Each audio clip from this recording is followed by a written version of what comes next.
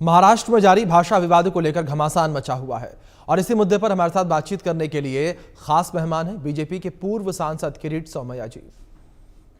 किरीट सोमैया जी, बहुत स्वागत आपका सबसे पहले तो इंडिया न्यूज पर। अब अगर बात हिंदी वर्सेस मराठी को लेकर की जाए, जिस तरीके से लगातार ये मुद्दा गर्माता नजर आ रहा है, इसको लेकर आपकी क्या राय?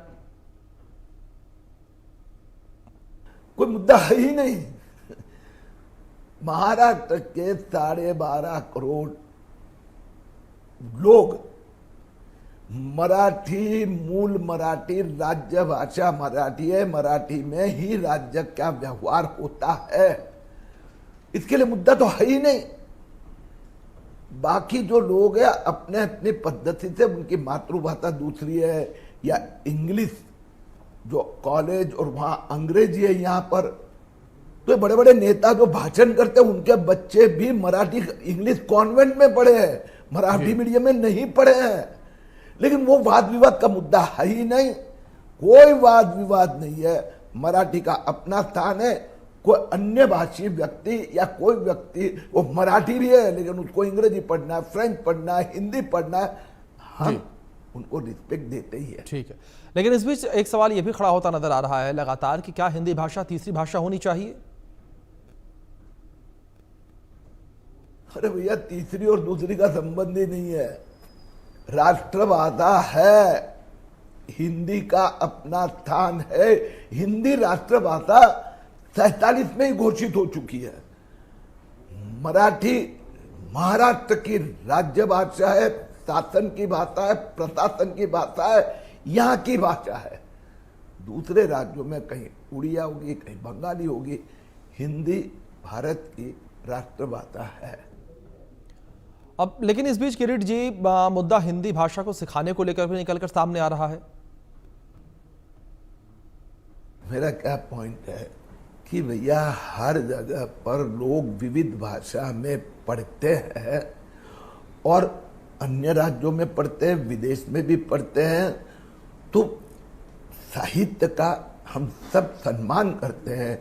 लेकिन मुंबई महापालिका का चुनाव जीतने के लिए हर वक्त मराठी मराठी मराठी, अब यहाँ के लोग और मराठी भाषी भी समझ गए हैं कि ये दो ठाकरे बंधु अब लोकसभा हारे, विधानसभा हार गए, महापालिका कैसे भी करके बच जाए, तो ये अलग अलग प्रकार के मुद्दे निकालते हैं। उद्धव ठाकरे साहब को, जनाब उद्धव ठाकरे साहब, आपका हिंदुत्व कहाँ गया? हरे कपड़े पहन के निकले हो आप तो। अब महापालिका आया ना, इसलिए मराठी याद आती है। किरीट जी, जिस तरीके से आपने हिंदुत्व का जिक्र किया, राज ठाकरे मारपीट कर रहे हैं लोगों के साथ और हिंदुओं को ही मार रहे हैं। अब ऐसा है कि कुछ लोग कहीं पर किसी के ऊपर हाथ उठाते होंगे, कोई भी कारण हो, कानून व्यवस्था है, कोई सम्मान नहीं देता है राज्य की व्यवस्था को, तो उनके ऊपर जो कानूनी कार्रवाई करवा सकते हैं। लेकिन मारपीट करके मीडिया में छा जाने से बड़ा नेता बनता है या बड़ा राजकीय पक्ष बनता है या मुंबई महापालिका जीत जाओगे, ऐसा कोई मानते हैं, उसका भ्रम है। जी, दूसरी ओर राज ठाकरे और उद्धव ठाकरे एक हो रहे हैं, लगातार ये कहा जा रहा है। ऐसे में क्या आपको लगता है कि दोनों के एक होने से जो मराठी लोग हैं उन्हें कोई फायदा होता नजर आएगा? मुझे उस विवाद में जाना ही नहीं है, क्योंकि अब ये दोनों ठाकरे सेना महाराष्ट्र में उनका स्थान इतना सा हो गया है, अपनी पार्टी का अस्तित्व बना रखने के लिए मुंबई महापालिका 50,000 करोड़ का बजट वो जीतने के लिए अब वो प्रयास कर रहे हैं, अस्तित्व कायम रखने के लिए, जिंदा रहने के लिए पॉलिटिकली। शुभकामना जी। लेकिन दूसरी ओर एक बड़ा सवाल किरीट जी ये भी खड़ा होता नजर आ रहा है कि जो हमला केवल हिंदुओं पर किया जाता है जो मराठी नहीं बोल पाते, लेकिन मुस्लिम समुदाय के लोग वो भी मराठी नहीं बोल पाते, लेकिन उनके साथ इस तरीके की कोई भी एक घटना अभी तक निकलकर सामने नहीं आई।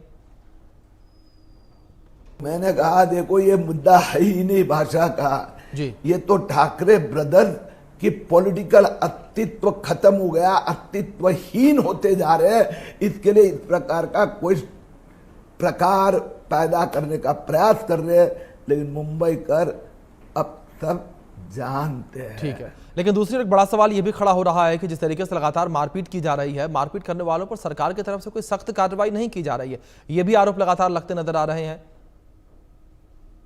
जो जहां पर ऐसी घटना होती है वही थी, बार बार होती नहीं है, मीडिया में बहुत उछाला जाता है। कुल मिलाकर घटना कितनी हुई, 1 2 4 5, तो वास्तव में इस प्रकार से गुंडागिरी कोई करते होंगे तो उनके ऊपर कानूनी कार्रवाई होगी, होती भी है। दूसरी ओर ये मांग लगातार उठ रही है कि जिस तरीके से लगातार हमले किए जा रहे हैं हिंदी वर्सेस मराठी को लेकर, राज ठाकरे के ऊपर एफआईआर भी होनी चाहिए। नहीं, मुद्दा ऐसा है कि मैंने जैसा आपको कहा कि कुल मिलाकर आप गिन लो ना, 100 दिन गए, 100 दिन से ये बात कर रहे, कुल मिलाकर 2-5 जगह पे इन्होंने लकड़ियां की, पत्थरबाजी की, ताकि उनको मीडिया ब्रेकिंग न्यूज मिले जी। 5-7 घटना, इनको हम कोई कानूनी व्यवस्था का बड़ा मुद्दा नहीं करते, उनकी वृत्ति, प्रवृत्ति और कार्य पद्धति गलत है। हम पब्लिकली उनके ऊपर कहते हैं, टीका करते हैं, लेकिन ज्यादा महत्व नहीं देते हैं, क्योंकि ऐसी घटनाओं से कोई लोगों का मत यहाँ वहां नहीं होता है, क्योंकि ये तो सालों से इनके इस प्रकार के स्टंट चलते हैं। मराठी का महत्व उतना ही है, रहेगा, कोई उसको कम नहीं कर सकता।